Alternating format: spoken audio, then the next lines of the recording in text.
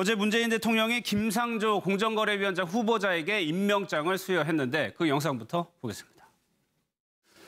금쪽 같은 시간을 더 이상 허비할 수 없다는 게 저희 판단입니다. 이에 문 대통령은 김상조 후보자를 공정거래위원회 위원장으로 임명합니다. 각종 여론조사에서 나타났듯 국민들께서도 김상조 위원장을 공정거래 정책의 적임자로 인정하고 있습니다. 흠결보다 정책적 역량을 높이 평가하는 국민의 눈높이에서 김상조 위원장은 이미 검증을 통과했다고 감히 말씀드립니다.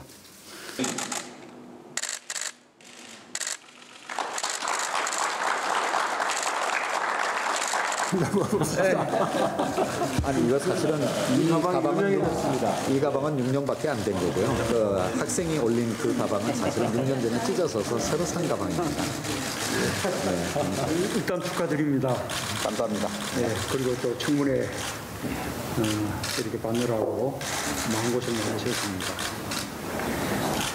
이게 뭐 국회에서 청문회 좀 잘 통과되고 그래서 모두가 다 이제 축복하는 가운데 이렇게 임명될 수 있었으면 더 좋았을 텐데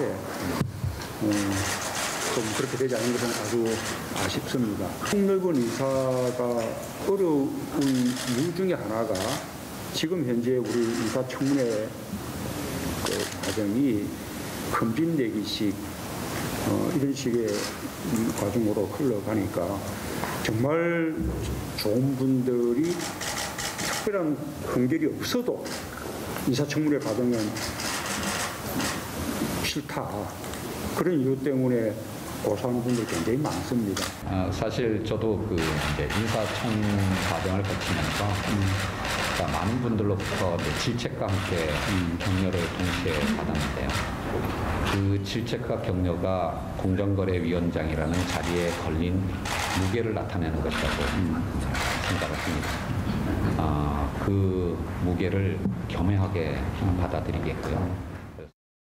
네, 임명을 강행했다라는 표현을 쓰기도 하는데 어제 임명장 수여식을 보면 윤 대표님 받을 때요. 임명장을 받을 때 90도로 허리를 숙이는 그 비밀이 조금 풀렸습니다. 네. 문재인 대통령이 직접 설명을 해주셨어요. 네, 그러니까 문재인 대통령이 옛날에 청와대 비서실장도 하고 정무수석도 했으니까 아는 거죠. 과거에는 대통령하고 임명장 받는 사람이 거리를 많이 뛰어났대요. 그러니까 받으려면 어차피 고개를 숙일 수밖에 없어요. 그렇죠. 그리고 또 예행 연습도 많이 해서 고개 숙이는 연습도 오히려 많이 한 거죠. 근데 이번에는 문재인 대통령이 청와대 비서실 경험자라고 아는 거죠. 그 둘이 가까이 좀 붙여놓으면 숙일래야 숙일 수가 없잖아요. 너무 숙이면 서로 부딪히니까 말이죠. 그런 면에서는 우리 대통령이 어떻게 보면 아주 사소하지만 아주 그 잘한 배려다 이렇게 생각이 됩니다.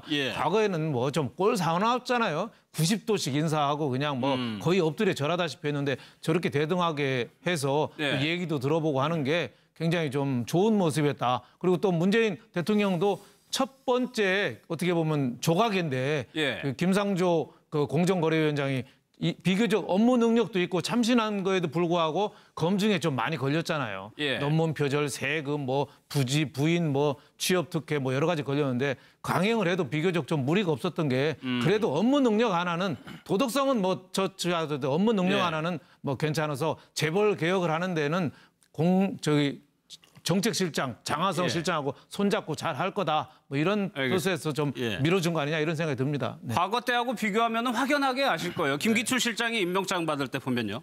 거리 간격이 이렇게 멀기 때문에 받으려고 고개를 이렇게 숙이는 거예요. 받으려고. 그런데 저는 좀 생각이 다른 게 이번 정부 들어와서 임명장을 받은 사람이 많지 않습니다. 이낙연 총리, 김동연 경제부총리 정도예요. 세 번째죠. 네, 청문회는 계속 이어지고 있고 대기자들은 줄줄이 있는데 인사 발표도 계속 나고 있고요. 그래서 이낙연 총리와 김동연 부총리와는 거의 90도 맞절을 했어요. 그래서 그때 화제가 된 것은 대통령이 저를 받는 것이 아니라 함께 같이 맞절을 하더라.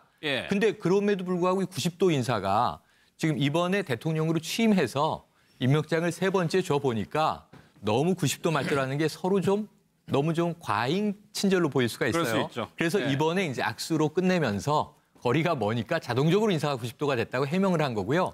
과거에 지금 현재 예전 사진은 이 박근혜 전 대통령과 김기춘 비서실장 임명 때 사진인데 저 때는 김기춘 당시 비서실장은 실제로 예. 거리와 무관하게 박 전 대통령에게 90도 절을 하고도 남을 분입니다. 예. 뭐 지금도 이제 재판이 계속 두 분 이어지고 있습니다만 이 김기춘 실장 이 박근혜 대통령을 당시에 표현할 때 뭐 엘레강스하다든가 영어 이제 표현을 다 동원을 해서 굉장히 아름다운 이제 수사를 또 동원하기도 했었죠. 그래서 예. 그만큼 대통령의 권위를 구시대는 이제 정말 이 하늘처럼 떠받들었다. 제왕적 대통령이었다. 이건 이제 윤 대표님 말씀에 동의하고요. 이번 정부 들어와서도 90도 인사도 해보고 45도 인사도 해보고 아마 이제 문재인 대통령이 적정한 인사법을 찾은 것 같습니다. 적정한 거리를 찾은 것 같습니다. 가방 얘기도 잠깐 했었는데 글쎄요. 윤영찬 수석이 그 얘기를 했어요. 국민 여론 얘기를 했단 말이에요. 강행이라고 강행했을 때는 국민적인 여론이 뒷받침됐다라고 해석을 해야 되는 건가요? 사실 지금 그 문재인 정부의 초대 내각에 대해서 지금 뭐 지난주에 나온 여론조사이긴 합니다만은 80%가 넘는 지지율을 보이고 있습니다. 그리고 또 특히 김상조 후보자에 대한 여론도 임명을 하는 것이 더 낫다는 것이 훨씬 더 많거든요. 그런 측면에서 본다고 한다면 김상조 후보자가 사실 그 청문 과정에서 여러 가지 흠결들이 나왔긴 하지만 그러나 그 결정적인 한 방에는 좀 못 미친 것이 아니냐는 것이고요. 그리고 또 이 김상조 후보자가 그 청문 과정에서 제자가 그 소셜 미디어에 올렸던 이 가방 이야기 말입니다. 가방 이야기가 사실 뭐 우리 교수님이 상당히 반칙과 특권을 좋아하는 사람이 아니다. 그만큼 상당히 소탈하고 자신의 이거 학문 분야에만 열심히 매진하고 대중교통도 타고 다니고 그리고 자신이 대학원생 때 구입했던 가방도 그냥 들고 다닐 정도로 그래서 그것이 너무 낡고 이래 해서 보잘것없어서 왜 바꾸시지 않냐고 하니까 내가 불편 없이 들고 다닐 정도다. 그런 정도의 그러니까 마음가짐을 가지신 분인데 어떻게 지금 이 국회의원들이 제기하는 그런 반칙과 특권하고는 거리가 멀신 분이다. 그 사례로 저 가방을 이야기했던 거죠. 그 가방이 상당히 또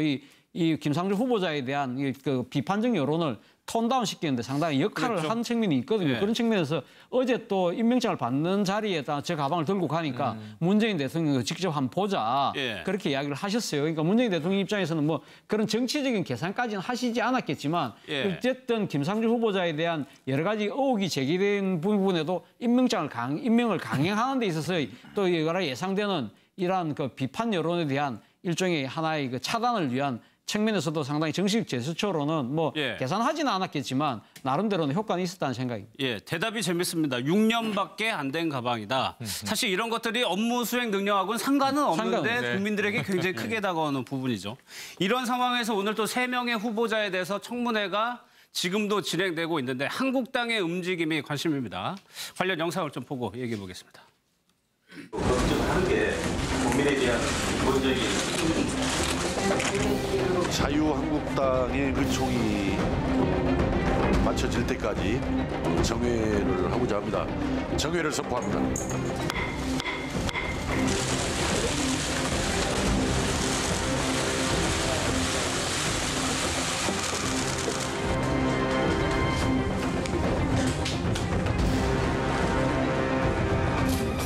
다시 논의를 하기로 했어요. 그러니까 2시에 의원님들이 와주십시오.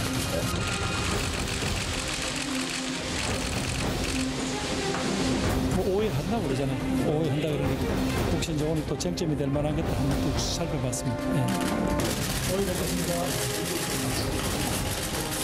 자유한국당 의원님들이 참석하시게 되면 함께 정례를 계속 진행하도록 하겠습니다. 잠시 정회를 선포합니다.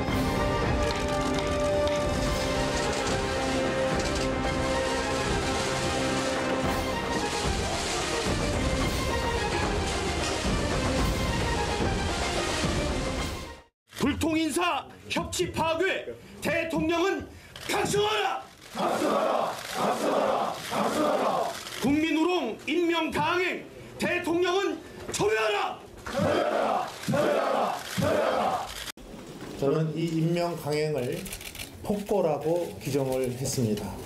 마치 국회 청문회가 시간 낭비를 하고 있는 것처럼 이제 더 이상 금쪽 같은 시간을 버릴 수 없다. 이것은 무슨 뜻입니까? 앞으로 많은 청문회가 지금 장관 청문회가 남아져 있는데 이것을 우리가 진실을 밝혀내고 도덕성 잣대에 의해서 검증을 해도 대통령이 20일 지나면 임명해 버린다고 한다면 여러분 저나 여러분이 못하러 이 인사청문회를 할 의미가 있겠습니까? 강경화 후보자에 대해서도 오늘이 지나면 곧 임명할 것 같은 기미를 느끼고 있습니다. 심하게 말하면 고기 덩어리 던져주고 어디 물든지 뜯든지 버리든지 마음대로 해보라는 이런 자세 빼기는 저는 아니라고 봅니다. 저는 이런 사람들을 사전 검증 없이 한 건지 또는 검증을 했어도 국회에서 알아서 해라. 우리는 뭐 좀 지지율이 높으니까 알아서 해라. 이렇게 얘기를 하고 있는 것이 아닌가 생각합니다. 정우택 원내대표는 폭거라고 규정을 하면서 청문회 오전에는 하지를 않았단 말이에요. 근데 오후에는 다시 들어왔고 지금 한국당의 입장은 뭡니까 지금? 저는 이게 그 협치를 그렇게 약속을 했잖아요. 선거 때. 그런데 정말 협치다운 협치 한 번도 못 해보고 한 달 만에 완전히 파국으로 보이는데요. 저는 이게 그 여야 공의 한 말씀씩만 드리면 일단 이게 먼저 여당은요. 좀 더 대탕평 인사를 해야 된다고 봅니다. 왜냐하면 이게 기재부 장관 김동연 후보자 바로 이게 만장일치로 다 통과됐지 않습니까? 그렇죠. 이런 이제 그 통합적인 인사를 좀 더 많이 해야 되는데 근데 지금까지 15분 내정된 분 보면 대부분 이게 시민단체나 또 이게 코드 인사 이런 분들이 많거든요. 그래서 제가 보기에 좀 대중립적이면서 통합적인 이런 이제 인사를 좀 많이 해야 되는데 그걸 못한 이런 이제 아쉬움이 첫째 있고요. 그다음에 그 도덕성 검증도 마찬가지예요.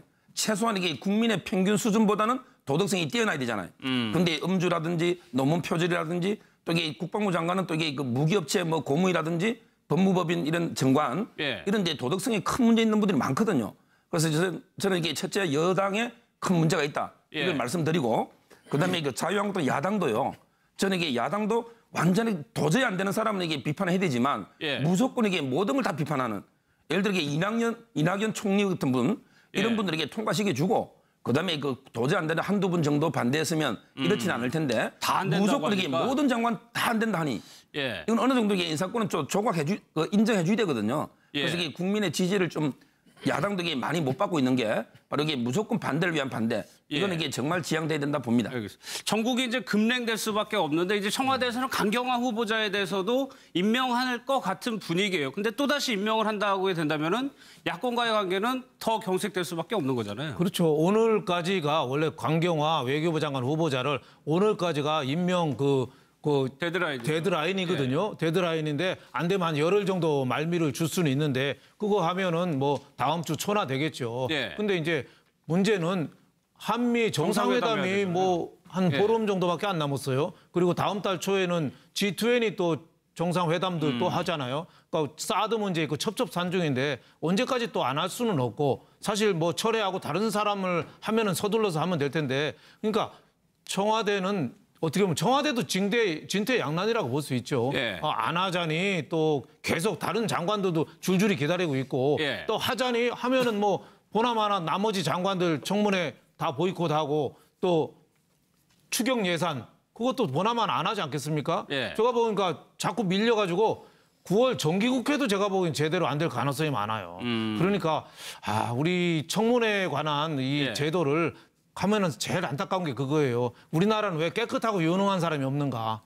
또 하나는 여당과 야당이 꼭 연극 공연처럼 배역만 바뀌면서 왜 똑같은 얘기 하나. 아마 정권 교체가 안 됐으면 지금 민주당 의원들이 또 피켓 들고 청문회 이거 다 쫓아내라고 또 얘기할 거예요. 왜 우리는 안 되나. 미국이 가장 큰 위기가 유능한 사람이 공직을 안 맡으려는 게 가장 큰 위기라고 미국 사람들이 그러더라고요.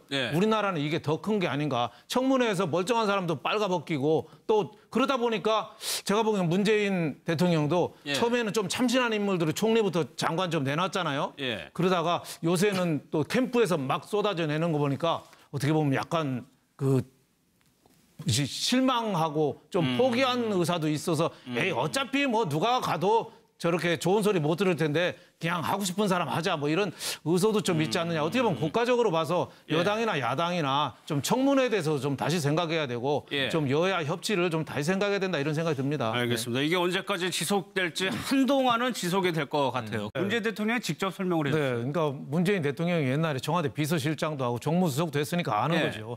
과거에는 대통령하고 임명장 받는 사람이 거리를 많이 뛰어났대요. 예. 그러니까 받으려면은 어차피 고개를 숙일 수밖에 없어요. 그렇죠. 그리고 또 예행 연습도 많이 해서 고개 숙이는 연습도 오히려 많이 한 거죠. 근데 이번에는 문재인 대통령이 청와대 비서실 경험자라고 아는 거죠. 예. 그 둘이 가까이 좀 붙여놓으면 숙일래야 숙일 수가 없잖아요. 너무 숙이면 서로 부딪히니까 말이죠. 예. 그런 면에서는 우리 대통령이 어떻게 보면 아주 사소하지만 예. 아주 그 잘한 배려다 이렇게 생각이 됩니다. 예. 과거에는 뭐 좀 꼴 사나웠잖아요. 90도씩 인사하고 그냥 뭐 거의 엎드려 절하다시피 했는데 저렇게 대등하게 해서 예. 그 얘기도 들어보고 하는 게 굉장히 좀 좋은 모습이었다. 그리고 또 문재인 대통령도 첫 번째 어떻게 보면 조각인데 예. 그 김상조 그 공정거래위원장이 비교적 업무 능력도 있고 참신한 거에도 불구하고 검증에 좀 많이 걸렸잖아요. 예. 논문 표절, 세금, 뭐 부지, 부인, 뭐 취업 특혜 뭐 여러 가지 걸렸는데 강행을 해도 비교적 좀 무리가 없었던 게 그래도 업무 능력 하나는 도덕성은 뭐 저하도 업무 능력 예. 하나는 뭐 괜찮아서 재벌 개혁을 하는 데는 정책실장, 장하성 예. 실장하고 손잡고 잘 할 거다. 뭐 이런 뜻에서 좀 예. 밀어준 거 아니냐 이런 생각이 듭니다. 네. 과거 때하고 비교하면 확연하게 아실 거예요. 김기춘 실장이 임명장 받을 때 보면요. 거리 간격이 이렇게 멀기 때문에 받으려고 고개를 이렇게 숙이는 거예요. 받으려고. 그런데 저는 좀 생각이 다른 게 예. 이번 정부 들어와서 임명장을 받은 사람이 많지 않습니다. 이낙연 총리, 김동연 경제부총리 정도예요. 세 번째인가요? 세 번째죠. 네, 청문회는 계속 이어지고 있고 대기자들은 줄줄이 있는데 인사 발표도 계속 나고 있고요. 그래서 이낙연 총리와 김동연 부총리와는 거의 90도 맞절을 했어요. 그래서 그때 화제가 된 것은 대통령이 저를 받는 것이 아니라 함께 같이 맞절을 하더라. 예. 근데 그럼에도 불구하고 이 90도 인사가 지금 이번에 대통령으로 취임해서 임명장을 세 번째 줘 보니까 너무 90도 맞절하는 게 서로 너무 좀 과잉 친절로 보일 수가 있어요. 그럴 수 있죠. 그래서 예. 이번에 이제 악수로 끝내면서 거리가 머니까 자동적으로 인사가 90도가 됐다고 해명을 한 거고요. 예. 과거에 지금 현재 예전 사진은 이 박근혜 전 대통령과 김기춘 비서실장 임명 때 사진인데 저 때는 김기춘 당시 비서실장은 실제로 예. 거리와 무관하게 박 전 대통령의 90도 절을 하고도 남을 분입니다. 예. 뭐 지금도 이제 재판이 계속 두 분 이어지고 있습니다만. 그래서 모두가 다 이제 축복하는 가운데 이렇게 임명될 수 있었으면 더 좋았을 텐데 좀 그렇게 되지 않은 것은 아주 아쉽습니다. 폭넓은 인사가 어려운 이유 중에 하나가 지금 현재 우리 인사청문회 그 과정이 검진내기식 이런 식의 과정으로 흘러가니까 정말 좋은 분들이 특별한 공격이 없어도 인사청문회 과정은 싫다. 그런 이유 때문에 고소하는 분들이 굉장히 많습니다. 사실 저도 그 이제 인사청 과정을 거치면서 많은 분들로부터 질책과 함께 격려를 동시에 받았는데요. 그 질책과 격려가 공정거래위원장이라는 자리에 걸린 무게를 나타내는 것이라고 생각을 합니다. 그 무게를 겸허하게 받아들이겠고요. 네, 임명을 강행했다라는 표현을 쓰기도 하는데 어제 임명장 수여식을 보면 윤 대표님 받을 때요. 임명장을 받을 때 90도로 허리를 숙이는 그 비밀이 조금 풀렸습니다. 네. 이 김기춘 실장 이 박근혜 대통령을 당시에 표현할 때 뭐 엘레강스하다든가 영어 이제 표현을 다 동원을 해서 굉장히 아름다운 이제 수사를 또 동원하기도 했었죠. 그래서 그만큼 대통령의 권위를 구시대에는 이제 정말 이 하늘처럼 떠받들었다. 제왕적 대통령이었다. 이건 이제 윤 대표님 말씀에 동의하고요. 이번 정부 들어와서도 90도 인사도 해보고 45도 인사도 해보고 아마 이제 문재인 대통령이 적정한 인사법을 찾은 것 같습니다. 적정한 거리를 찾은 것 같습니다. 가방 얘기도 잠깐 했었는데 글쎄요. 윤영찬 수석이 그 얘기를 했어요. 국민 여론 얘기를 했단 말이에요. 강행이라고 강행했을 때는 국민적인 여론이 뒷받침됐다라고 해석을 해야 되는 건가요? 사실 지금 그 문재인 정부의 초대 내각에 대해서 지금 뭐 지난주에 나온 여론조사이긴 합니다만은 80%가 넘는 지지율을 보이고 있습니다. 그리고 또 특히 김상조 후보자에 대한 여론도 이 임명을 하는 것이 더 낫다는 것이 훨씬 더 많거든요. 그런 측면에서 본다고 한다면 김상조 후보자가 사실 그 청문 과정에서 여러 가지 흠결들이 나왔긴 하지만 그러나 그 결정적인 한 방에는 좀 못 미친 것이 아니냐는 것이고요. 그리고 또 이 김상조 후보자가 그 청문 과정에서 제자가 어제 문재인 대통령이 김상조 공정거래위원장 후보자에게 임명장을 수여했는데 그 영상부터 보겠습니다. 금쪽 같은 시간을 더 이상 허비할 수 없다는 게 저희 판단입니다. 이에 문 대통령은 김상조 후보자를 공정거래위원회 위원장으로 임명합니다. 각종 여론조사에서 나타났듯 국민들께서도 김상조 위원장을 공정거래 정책의 적임자로 인정하고 있습니다. 흠결보다 정책적 역량을 높이 평가하는 국민의 눈높이에서 김상조 위원장은 이미 검증을 통과했다고 감히 말씀드립니다.